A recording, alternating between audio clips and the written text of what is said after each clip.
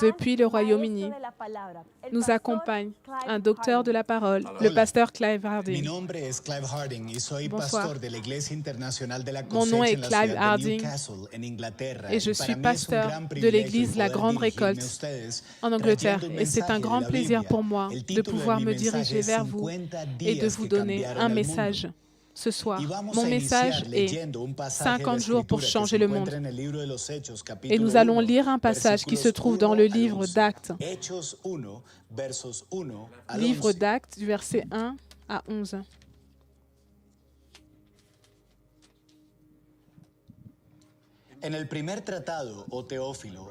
Théophile, j'ai parlé dans mon premier livre de tout ce que Jésus a commencé de faire et d'enseigner dès le commencement, jusqu'au jour où il fut enlevé au ciel, après avoir donné ses ordres par le Saint-Esprit aux apôtres qu'il avait choisis. Après qu'il eut souffert, il lui apparut vivant et leur en donna plusieurs preuves, se montrant à eux pendant 40 jours et parlant des choses qui concernent le royaume de Dieu. Comme il se trouvait avec eux, il leur recommanda de ne pas s'éloigner de Jérusalem, mais d'attendre ce que le Père avait promis. Ce que je vous ai annoncé, leur dit-il. Car Jean a baptisé d'eau, mais vous, dans peu de jours, vous serez baptisés du Saint-Esprit. Alors les apôtres, réunis, lui demandèrent, « Jésus, est-ce en ce temps que tu rétabliras le royaume d'Israël ?» Et il leur répondit, « Ce n'est pas à vous de connaître les temps ou les moments que le Père a fixés de sa propre autorité. Mais vous recevrez une puissance, le Saint-Esprit survenant sur vous, et vous serez mes témoins à Jérusalem, dans toute la Judée, dans la Samarie et jusqu'aux extrémités de la terre. » Après avoir dit cela, il fut élevé pendant qu'ils le regardaient, et une nuée le déroba à leurs yeux. Et comme ils avaient les regards fixés vers le ciel pendant qu'ils s'en allaient, voici, deux hommes vêtus de blanc leur apparurent. Et ils dirent, « Hommes galiléens, pourquoi vous arrêtez-vous à regarder au ciel? Ce Jésus qui a été enlevé au ciel du milieu de vous reviendra de la même manière que vous l'avez vu allant au ciel. » Amen.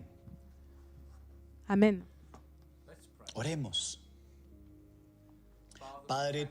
Nous allons prier.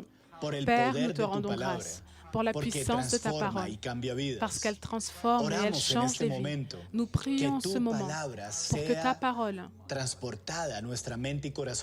soit transportée dans notre esprit, dans notre cœur, par ton esprit. Et nous prions pour que tu nous remplisses de ton esprit, que tu transformes nos vies au travers de cette parole que nous écoutons aujourd'hui, dans le nom de Jésus. Amen. Et donc, 50 jours qui ont transformé le monde. Si vous cherchez dans un livre, dans une encyclopédie, si vous cherchez sur Internet, pour voir quels sont les éléments qui ont changé le monde, les événements, il y a deux types d'événements. Un type d'événement qui a changé le monde, ce sont les événements qui se sont produits en peu de jours. Tous ces changements, tous ces événements ont pu produire de grands changements dans le monde. Mais pour nous, le plus grand changement qu'a vu le monde, ça a été le changement que nous avons lu il y a quelques minutes.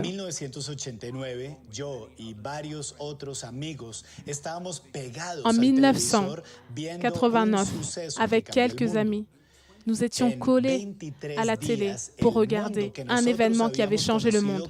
En 23 jours, le monde que nous avions connu a changé. En bien, qu'est-ce qui s'est passé? Il y a eu des événements, une succession d'événements en Europe, en Allemagne. Et après ces 26 jours, il s'est produit que des personnes ont escaladé un mur.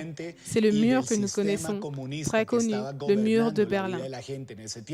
Et ils ont renversé le système communiste. Et en novembre 1989, tout a changé. Les gens ont détruit cette muraille de long en large et ils ont commencé a traversé d'un côté et de l'autre. Et soudain, le monde a été quelque chose de différent. Nous étions à la maison, nous étions en choc. Nous ne pouvions pas croire à ce qui était en train de se passer en seulement peu de jours. Mais des choses comme celle-ci peuvent changer le monde en très peu de temps. Et ce que nous avons lu il y a un moment, c'est un événement encore plus incroyable.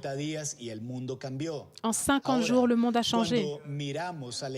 Et lorsque nous regardons l'Église, lorsque nous regardons le calendrier chrétien, nous pouvons voir qu'après la Semaine Sainte, après que Jésus soit mort à la croix et qu'il soit ressuscité 3 jours plus tard, après cette période, le prochain événement s'est produit 40 jours plus tard.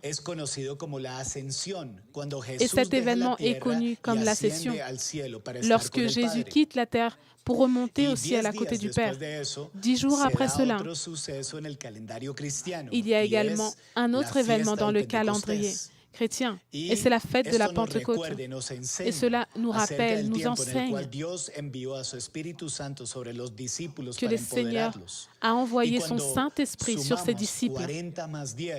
Et lorsque nous faisons la somme de 40 plus 10, nous arrivons au chiffre 50. Et en grec, le mot pour 50, c'est Pentecosté. Et de ce mot, nous retrouvons la Pentecôte. La Pentecôte, c'est l'expérience que nous désirons, c'est l'expérience que nous vivons. Nous pouvons également utiliser le mot charismatique, que ce soit charismatique ou pentecôtisme.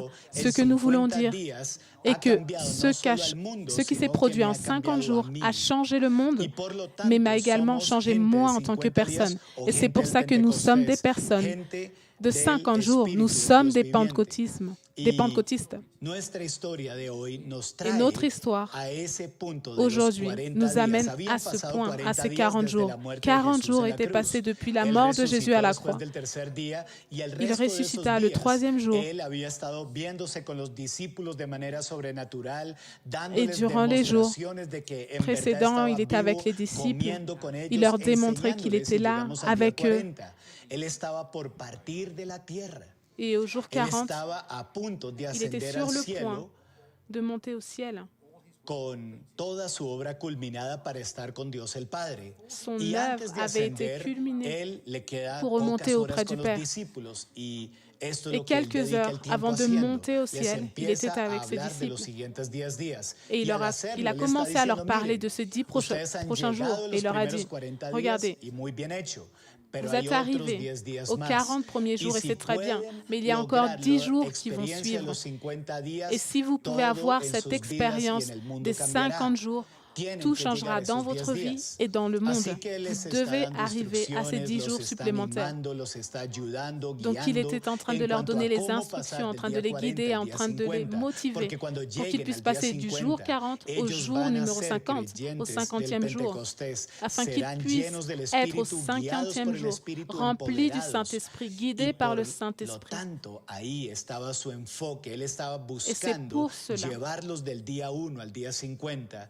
que Jésus avait cet objectif de les amener du premier jour aux 50 jours. Et si Jésus lui-même n'était pas arrivé au 40e jour, jamais nous n'aurions pu connaître ces 10 prochains jours.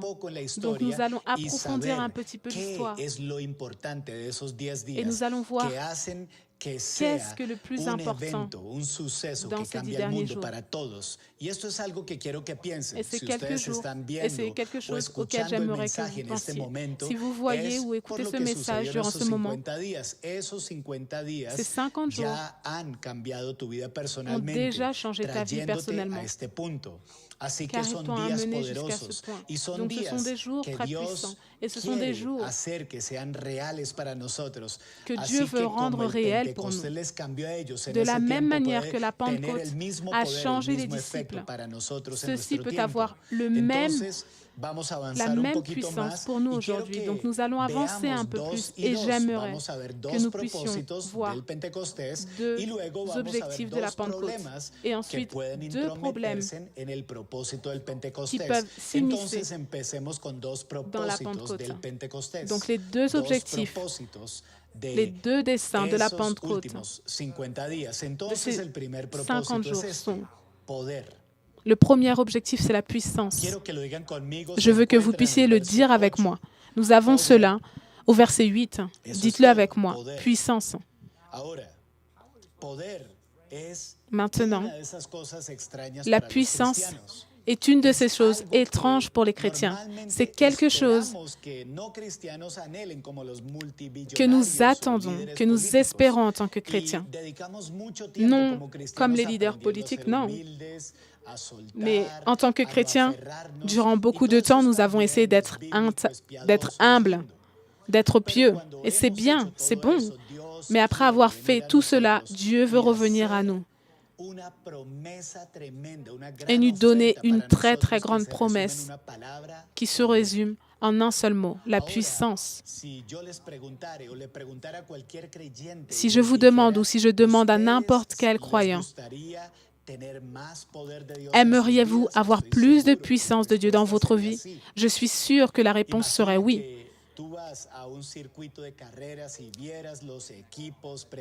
Imagine si tu vas sur un circuit de course et tu vois tous les équipements pour préparer le chauffeur. Tu vas voir chaque équipe et tu leur demandes: est-ce que vous aimeriez avoir plus de puissance pour votre voiture? Je vous assure que chaque équipe vous répondra que oui, parce que nous avons besoin de toujours plus et encore plus si nous voulons gagner.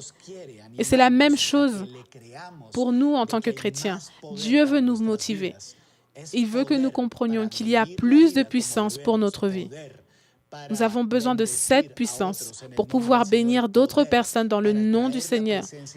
Nous avons besoin de puissance pour apporter la puissance de Dieu dans la vie d'autres personnes. Nous avons besoin de puissance pour changer, pour être transformés, de la puissance pour prier, pour adorer, puissance pour imposer les mains sur les malades et pour qu'ils puissent être guéris, puissance pour pouvoir lire l'Écriture, puissance dans chaque partie de notre vie chrétienne. Et je suis sûre que là où vous êtes, vous direz « Amen ». Oui, Seigneur, donne-moi plus de puissance surnaturelle dans ma vie. La Pentecôte. L'objectif numéro 1 de la Pentecôte, c'est la puissance. Et que Dieu nous donne de sa puissance. Dieu nous donne de son Saint-Esprit. Pour nous, les hommes et femmes, pour que nous puissions faire ce que Dieu nous demande de faire, pour que nous puissions suivre le Seigneur de tout notre cœur, pour que nous puissions l'aimer de toute notre force, de toute notre âme, de tout notre âme. Nous avons besoin de puissance pour aimer Dieu, puissance pour faire ses œuvres, puissance pour être ce peuple que nous devons être. Et lorsque nous vivrons dans cette puissance, ceci changera le monde. Et c'est ce qu'il s'agit au travers de la Pentecôte. 50 jours qui changeront le monde au travers de l'Esprit. Le deuxième objectif de la Pentecôte, c'est la proclamation. La déclaration. Dieu nous amène, nous appelle à déclarer. Nous devons être ses témoins. Il n'est pas difficile d'être témoin.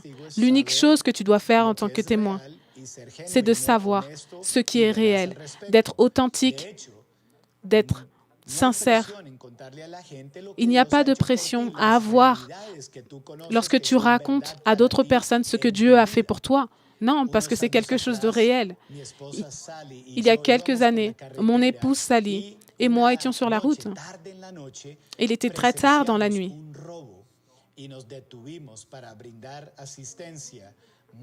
Nous avons vu un vol, nous avons assisté à un vol. Et plus tard, nous avons dû aller au commissariat pour raconter ce que nous avions vu. Et ce n'était pas difficile. Nous avons juste communiqué quelque chose que nous avions vu. Peu de temps plus tard, la police a réussi à arrêter ces personnes. Et elles ont été jusqu'au tribunal. Et elles niaient tout. Mais c'était ces personnes-là qui avaient commis le délit. Et le tribunal nous a appelés pour que nous puissions aller témoigner encore une fois. Donc nous sommes arrivés là-bas, nous avons attendu, nous avons été appelés devant le juge et nous avons dû raconter ce que nous avions vu, ce que nous avions entendu. Et nous n'avons pas senti de pression, nous n'avons rien ressenti. Pourquoi? Parce que c'était l'histoire de ce que nous avions vu. Et la défense, la partie de la défense, l'avocat a dit, êtes-vous sûr que vous voulez vous positionner en tant que non coupable, car il y a des témoins. Et finalement, les voleurs, sachant qu'il y avait des témoins, n'ont pas pu clamer être non coupables. Et ça, c'est la puissance que nous avons dans la Pentecôte. La puissance que nous avons au travers de ces 50 jours, au travers de la déclaration. Lorsque nous parlons au travers de la puissance de l'Esprit, il y a la puissance pour changer le cœur et les pensées des gens concernant Dieu, concernant ce qu'ils pensent eux-mêmes, concernant l'éternité. Parce que les personnes ont besoin de connaître Dieu et de pouvoir recevoir tout ce que Christ a fait pour eux à la croix. Donc ici, nous avons deux objectifs de la Pentecôte, la puissance et la déclaration. Je vais le dire et vous allez répéter, la puissance et la proclamation. Voici les deux objectifs de la Pentecôte.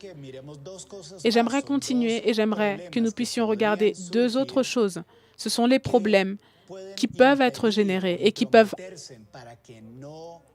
empêcher que nous passions du 40e au 50e jour. Ceci a été un programme pour les disciples et ça peut également être un problème pour nous. Donc j'aimerais que nous puissions regarder deux problèmes, deux difficultés pour passer du 40e au 50e jour. Souvenez-vous, 50 jours ont changé le monde. Donc le premier problème que les disciples ont rencontré se trouve au verset 6. Les disciples ont commencé à poser plusieurs questions à Jésus. Et ils lui ont posé des questions sur un sujet qui n'était pas le sujet sur lequel il devait avoir des informations maintenant.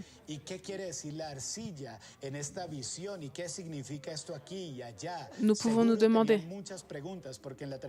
Ils avaient beaucoup de questions parce que dans leur traduction, il y avait beaucoup d'idées, beaucoup de spéculations sur la manière par laquelle reviendrait le Messie. Et Jésus ne leur a pas répondu. Et c'est quelque chose de très curieux. Parce s'il y avait une seule opportunité dans la Bible pour que nous puissions connaître les temps et les saisons, c'était le moment où Jésus aurait dû répondre. Parce que le Seigneur Jésus savait toutes choses et il aurait pu leur communiquer, mais il ne l'a pas fait. Il leur a dit, vous n'avez pas besoin de savoir cela. Ceci est entre les mains de Dieu. Il y a autre chose que je mets dans vos propres mains et c'est la puissance et la proclamation. Mais les autres questions que vous avez peuvent attendre pour un autre temps, peuvent attendre que Dieu le révèle au moment opportun. Mais pour le moment, votre objectif ne doit pas être de spéculer, ne doit pas être de vous faire des idées sur les temps et les saisons. Vous devez recevoir la puissance, vivre les choses pour moi. Vous devez proclamer la bonne nouvelle là où vous serez et partout où vous irez. Donc Jésus voulait les éloigner de la spéculation et voulait les focaliser sur la mission qu'il leur avait donnée à accomplir avant qu'ils reviennent de nouveau. Et jusqu'à aujourd'hui, il y a beaucoup de théories, il y a beaucoup de sites Internet sur lesquels nous pouvons trouver beaucoup de spéculations. Mais la Pentecôte, ce n'est pas ça. La Pentecôte, c'est 50 jours qui ont changé le monde. Et nous devons nous focaliser sur ces 10 choses. La spéculation aurait pu être un problème pour les disciples. Ils auraient pu échouer et ne pas comprendre ce que Jésus était en train de leur dire. Ils auraient pu échouer Ils auraient pu manquer la cible pour ces 10 jours qu'il restait. Mais merci Seigneur, ça n'a pas été fait de la sorte. Le deuxième objectif pour eux était de ne pas rester sans rien faire. Je ne sais pas si vous avez lu l'histoire. Jésus remonte, il leur avait tout raconté. Et il monte au ciel. Et la nuée le couvre. Et les nuées et les disciples étaient comme paralysés. Ils étaient là sans rien faire. Et je me souviens qu'il y a quelque chose de similaire qui m'est arrivé il y a beaucoup d'années. J'apprenais à conduire et mon instructeur devait m'apprendre à démarrer la voiture. Et à cette époque-là, nous n'avions pas de voiture automatique. Nous avions des boîtes manuelles. Donc, c'était plus difficile. Il y avait le frein, l'embrayage. C'était plus difficile à gérer. Et ce jour-là, mon instructeur m'a donné tant d'instructions à suivre que finalement, j'ai été perdue. Je regardais dans le vide et je ne savais plus comment réagir. Et il a dû me faire ceci. Il a dû me dire « Réveille-toi, réveille-toi, que se passe-t-il » Et j'ai dû mettre le pied sur le frein en disant « Je suis désolée. Je suis désolée. » Je suis restée comme hypnotisée. Et il m'a dit « Non, concentre-toi, tu dois faire ton travail. » Et de la même manière, c'est ce que Jésus disait aux disciples dans cette histoire. Il est monté au ciel et je m'imagine qu'il a dû regarder en bas en se disant « Mais ils sont là, ils ne font rien, ils sont assis, alors que moi, je leur ai donné une promesse. Je leur ai donné une grande commission et ils sont là, sans rien faire. »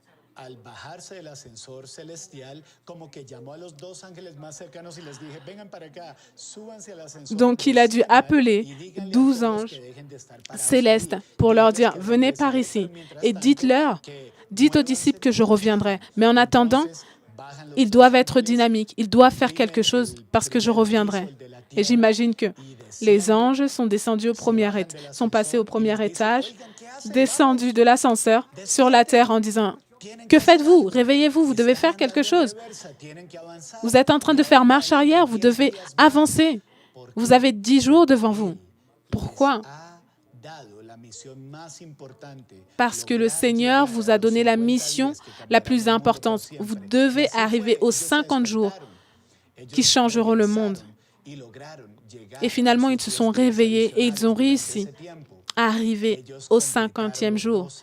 Ils ont complété l'équipe de 12, ils ont eu une nouvelle unité, ils se sont préparés et lorsque le jour de la Pentecôte est arrivé, ils étaient là.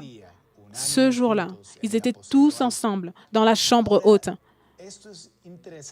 Et c'est intéressant parce qu'ils ont reçu la puissance du Saint-Esprit après ces 50 jours.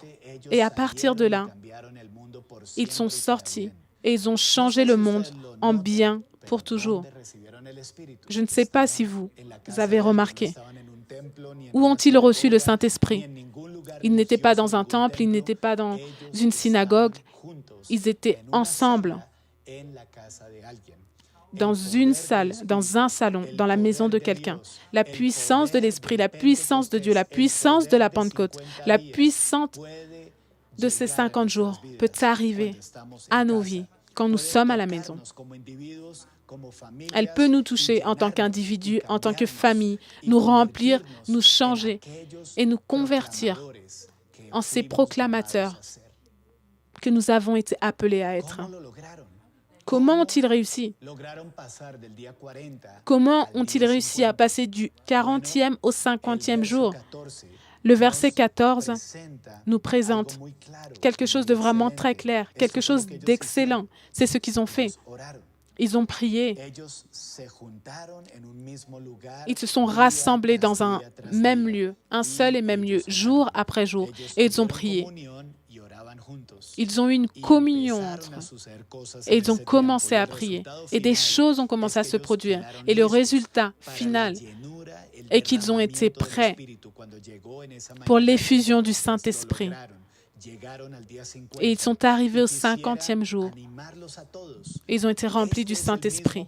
Et j'aimerais vous motiver. C'est le même principe qui va fonctionner pour nous. Lorsque nous recherchons Dieu d'une manière sincère, en seulement 10 jours, Dieu peut faire des choses extraordinaires dans nos vies.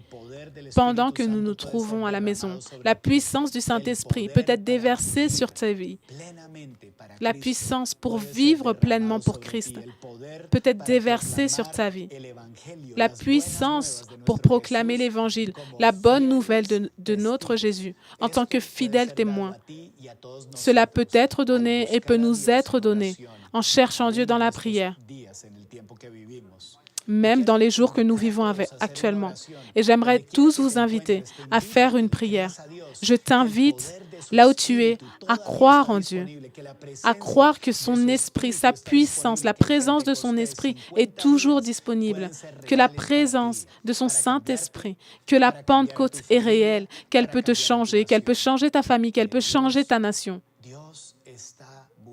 Dieu cherche, il est disposé et il veut déverser son esprit là où nous sommes, quand bien même nous sommes à la maison. Donc, je t'invite à mettre ta main sur ton cœur et prier avec moi. Seigneur Jésus, aujourd'hui, je viens devant toi. Remplis ma vie avec ton esprit, avec ta puissance, avec ta puissance pour proclamer l'Évangile, avec ta puissance pour être témoin. Seigneur, viens dans mon cœur, viens dans ma maison. Aujourd'hui, maintenant même, par la puissance de ton Saint-Esprit, vis en moi et vis au travers de moi, dans le nom de Jésus. Amen.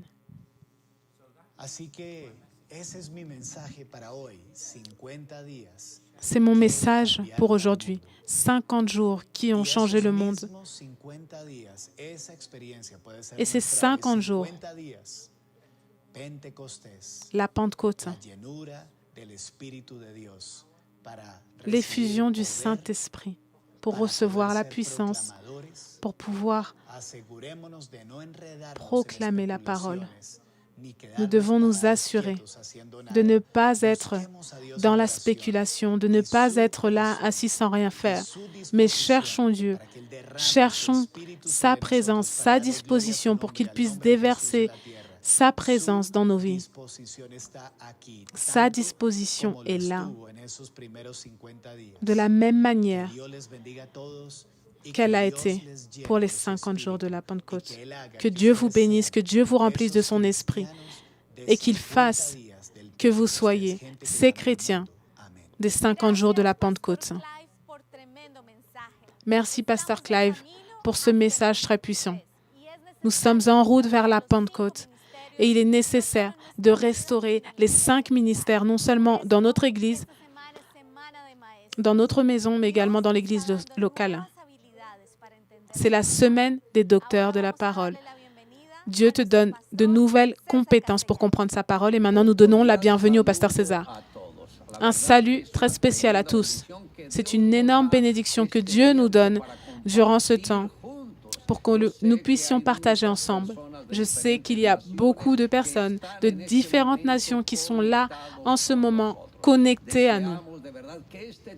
Et nous désirons que ce temps soit un temps de bénédiction, un temps d'inspiration pour chacun d'entre vous. Il y a un texte qui est dans l'Évangile de Jean, chapitre 8, versets 31 et verset 32.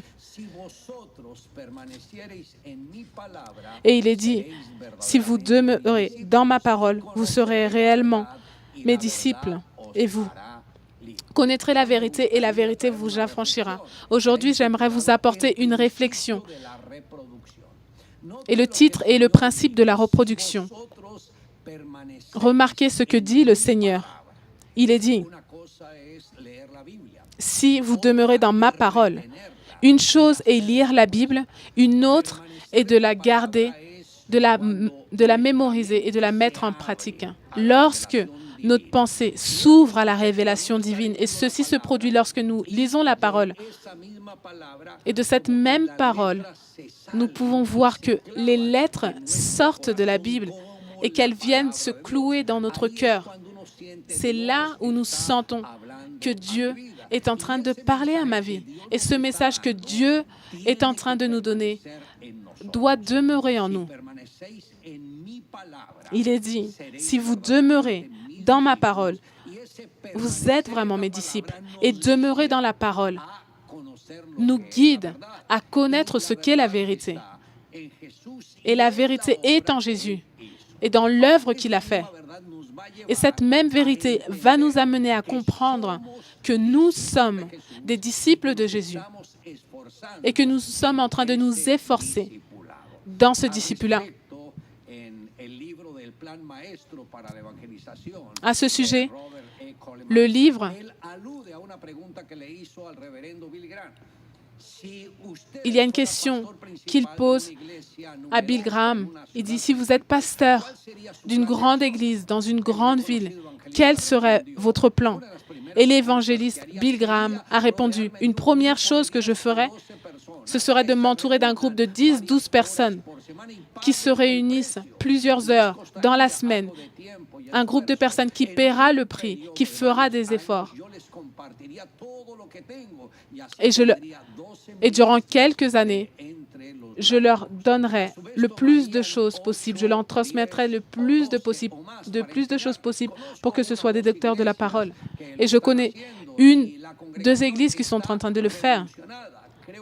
Et la congrégation est toujours en train de grandir.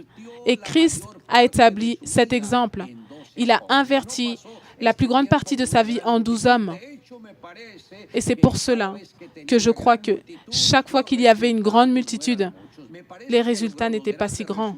Les grands résultats ont été atteints au travers de rencontres personnelles et au travers des temps qu'il passait avec les 12. 2 disciples de Jean-Baptiste ont été impactés par les paroles de Jésus.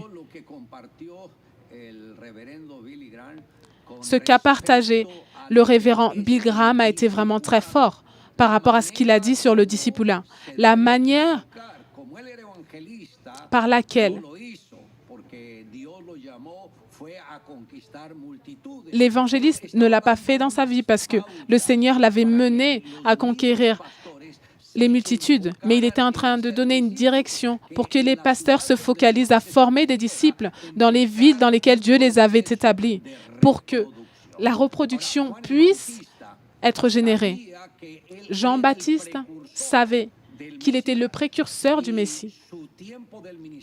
Et son temps de ministère était sur le point d'être culminé. Et ses disciples ont été impactés par les paroles de son leader lorsqu'il leur a dit « Voici l'agneau de Dieu ». Ceci a généré leur curiosité. Et ils ont avancé, ils ont marché jusqu'à l'atteindre. Ils marchaient derrière lui. Et ils avaient marché pas mal de temps jusqu'à ce que Jésus se retourne et qu'il leur demande « Que cherchez-vous » Pourquoi? Parce qu'il y a des personnes qui suivent Jésus uniquement pour le faire sans avoir un objectif précis. C'est uniquement pour calmer leur conscience. D'autres personnes veulent le faire pour avoir ce besoin d'appartenance à une religion. Mais Jésus leur a demandé, « Pourquoi vous approchez-vous de moi ?» Et leur réponse a été simple, « Où demeures-tu » Et ça a été vraiment très important. Si tu es le Messie, nous voulons savoir où tu vis. Et Jésus a répondu de la manière la plus simple possible. Il leur a dit, « Venez et voyez ». Ils ont été satisfaits et ils sont restés avec Jésus toute la journée. Jésus, petit à petit, a conformé son équipe. Philippe, Nathanaël, Matthieu, les autres, jusqu'à ce qu'ils réunissent l'équipe de 12. Lorsque quelqu'un a une rencontre personnelle avec Jésus, dans cette personne, il n'y a pas une ombre de doute. Cette personne a la conviction pleine que le Seigneur est Dieu lui-même. Après la rencontre avec Jésus, Philippe a cherché son meilleur ami Nathanaël et il lui a dit, « Nous avons trouvé celui duquel Moïse a parlé dans la loi. C'est Jésus, fils de Joseph. » Et Nathanaël lui a dit, « De Nazareth peut-il sortir quelque chose de bon ?» Mais Philippe était en train de lui dire, « Oui, connaître Jésus, c'est une expérience unique. Et toutes les personnes qui ont cette expérience ne pourront jamais rester la même personne. Lorsque j'ai connu Jésus, j'avais 18 ans. J'avais lu quasiment tout l'Ancien Testament, les 4 évangiles. Mais cette rencontre personnelle avec Jésus a changé ma vie. J'ai défié le Seigneur et je lui dis, « Seigneur, si tu es le véritable Dieu, je veux que tu te révèles à ma vie, je veux que tu fasses quelque chose pour moi, mais que ce soit maintenant. » Et 15 minutes plus tard, il s'est révélé à ma vie. Ça a été si surnaturel que ce même jour, cette même nuit, j'ai expérimenté la nouvelle naissance sans savoir ce qu'enseignaient certaines églises. Ça a été ma rencontre personnelle avec Jésus. Et je crois que de la même manière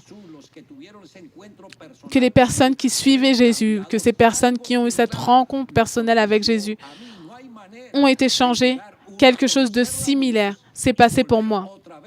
On ne peut pas connaître la lumière et retourner à l'obscurité. Et je me réfère au monde de l'obscurité comme étant le monde du péché, le monde de l'immoralité, le monde des choses incorrectes. Lorsque nous connaissons Jésus, nous connaissons la lumière et nous ne voulons pas retourner dans l'obscurité. À l'intérieur de nous, il y a un feu qui s'allume et nous ne voulons pas nous arrêter pour rien au monde. Et c'est pour cela qu'il est important que nous comprenions que Dieu, lorsqu'il se révèle à nos vies, met son feu en nous. Et ce même feu va nous amener à nous reproduire, à toucher d'autres vies pour le Seigneur. Dans mon cas, j'ai commencé à sentir la faim pour gagner des âmes. Et je prêchais tous les jours, je prêchais tout le temps. C'est là où le feu de Dieu est né. Et j'aimerais vous dire que c'est un temps durant lequel nous pouvons influencer beaucoup de vies. Nous devons profiter des circonstances que le monde vit aujourd'hui. C'est un moment de crise. C'est un moment d'incertitude. Mais nous, les chrétiens, nous qui avons connu le Seigneur Jésus, nous avons la lumière. Et également, nous avons le remède. Nous avons la vérité. Nous avons le moyen pour que les personnes prospèrent. Si nous pouvons amener un grand nombre de personnes à cette rencontre avec Jésus, tout changera. Si nous pouvons comprendre que Dieu nous a confié cette reproduction en disciples, nous pouvons le faire. Et j'aimerais vous inviter, chacun d'entre vous, toute personne connectée aujourd'hui, que vous puissiez faire votre part, que vous puissiez donner de tout votre cœur, faire des efforts pour vous reproduire et donner du fruit, porter du fruit en abondance. J'aimerais prier pour vous. Père, bénis toutes ces personnes qui se sont connectées, que ce soit ta main sur eux, et qu'ils puissent naître à l'évangélisation, qu'ils puissent naître au discipulat, qu'ils puissent naître à être des docteurs, des enseignants, pour faire des disciples. C'est un temps durant lequel ton feu commence à brûler dans beaucoup de cœurs, dans beaucoup d'églises, dans beaucoup de vies et dans beaucoup de nations. C'est dans le nom de Jésus. Merci Seigneur. Amen. À chacun d'entre vous, merci. Merci de vous unir semaine après semaine, jour après jour avec nous. Je vous embrasse. Que Dieu vous bénisse.